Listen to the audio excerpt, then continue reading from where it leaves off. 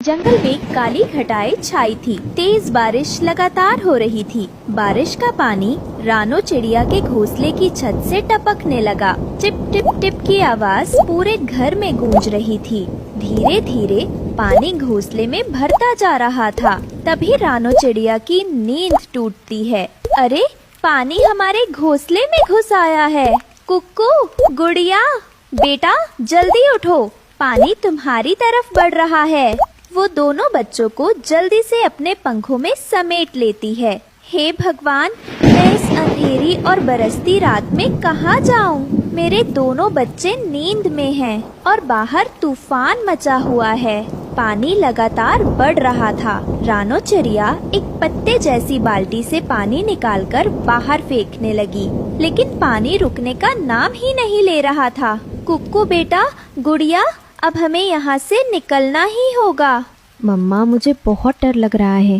हाँ मम्मा, ये गरजते बादल मेरे कान फाड़ देंगे।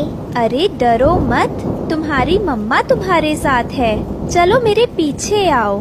जैसे ही वो अपने बच्चों को लेकर बाहर निकली, पीछे से धड़ाम की आवाज के साथ घोंसला टूटकर नीचे गिर गया। हे भगवान, तेरा लाख लाख शुक्र है, तूने हमें बचा लिया, वरना अभी अभी हम सब इस गिरते घोंसले के नीचे दब जाते।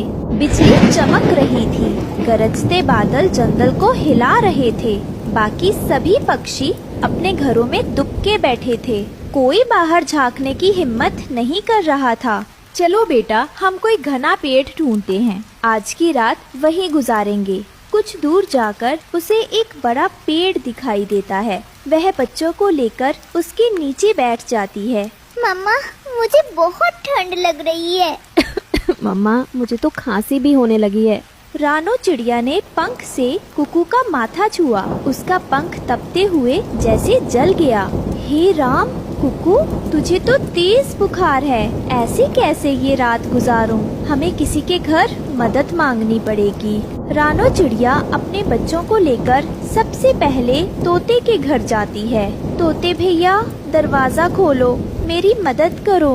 अरे रानो चिड़िया बहन, तुम्हारी हालत तो बहुत खराब लग रही है, लेकिन मैंने कितनी बार कहा था कि अपना घर पक्का बना लो। अब देखो।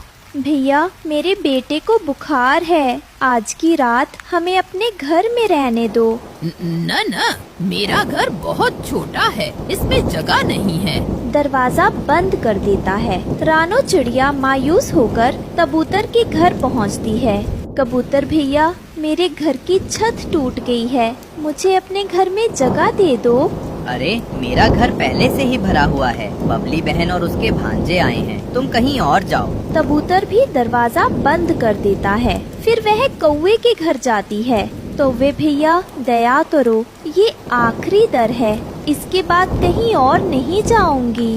अरे रानो चिड़िया, तुम जानती हो हमारा घर कितना गंदा है, तुम रह ही नहीं पाओगी। कोई बात नहीं भैया, मेरे बच्चे बीमार हैं, हमें रहने दो। इतने में गोरी कौवी बाहर आ जाती है। अरे छोटी चिड़िया, तुम्हें चैन नहीं है क्या? सबको जगाकर क्यों परेशान कर रही हो? जाओ, कहीं और जाओ। वो भी दरवाजा बंद कर लेते हैं। रानो चिड़िया बेबस होकर बच्चों से कहती है, चलो बेटा, अब हमें खुद ही सहारा ढूंढना होगा। घने जंगल में भटकते भटकते उन्हें एक लाल चमक दिखाई देती है।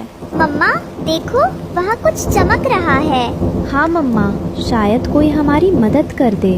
वो चमकती हुई लाल मिर्च थी।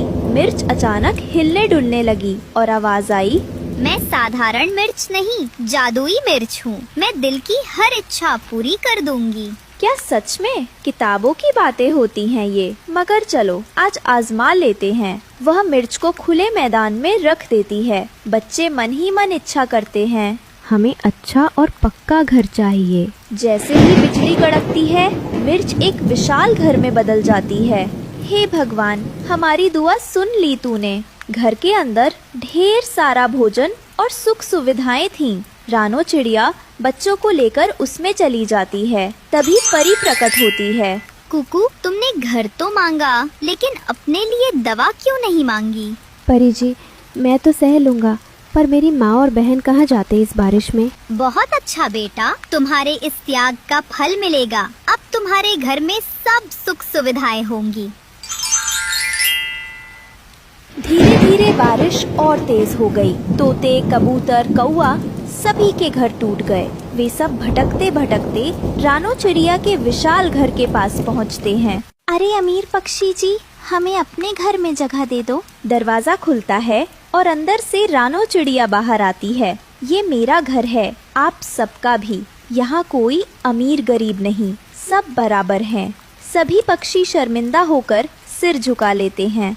बहन, जब तुम मेरे दरवाजे पर आई थी तो मैंने बहाने बना दिए, कहा कि मेरा घर भरा हुआ है, लेकिन सच ये है कि मेरा दिल छोटा था। माफ कर दो मुझे।